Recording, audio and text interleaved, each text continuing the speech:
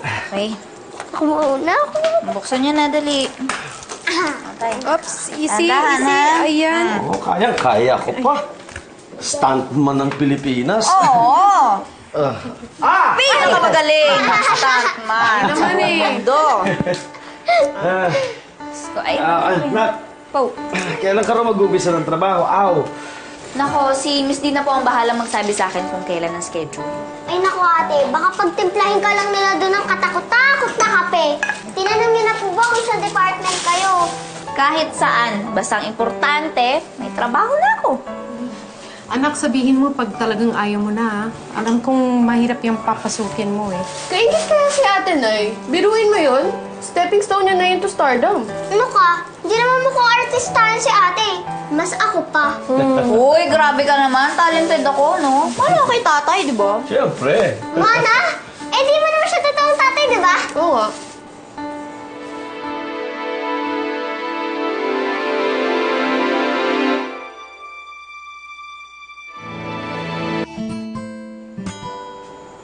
Sorry po talaga, tay.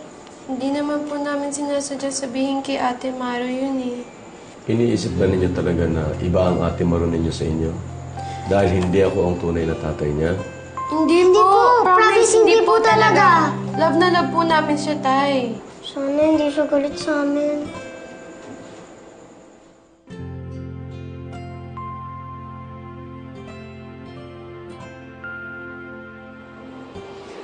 Pasensyahan mo na yung mga kapatid mo, ha? Okay lang po yun. Hindi ko naman dinadamdam yung sinabi nila. Alam ko naman wala sila ibig sabihin dun eh. At saka, totoo naman. Hindi naman talaga ako anak ni Tatay Lito. Huwag kayong umiyak. Uy! Huy, wag. Ay. Hindi ko kayo sinisisi, Nay. Gusto ko pang magpasalamat sa inyo eh. Napalaki niyo ako.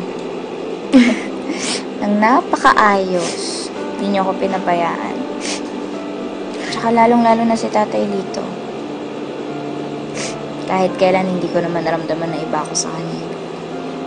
Na iba ako sa mga kapatid ko. Parang isang buong pamilya talaga tayo. Kaya sa totoo lang, hindi ko na po naisip yung totoong tatay ko.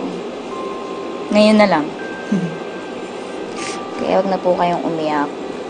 Dahil ang importante na sa akin ngayon ay itong pamilyang to at kayong dalawa ni Tatay Lito ko.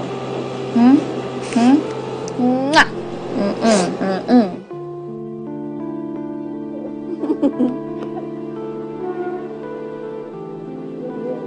I love you, Nanay. Tama na. I love you, Nanay. Ate? Ate, sorry na. Nga kayo dito.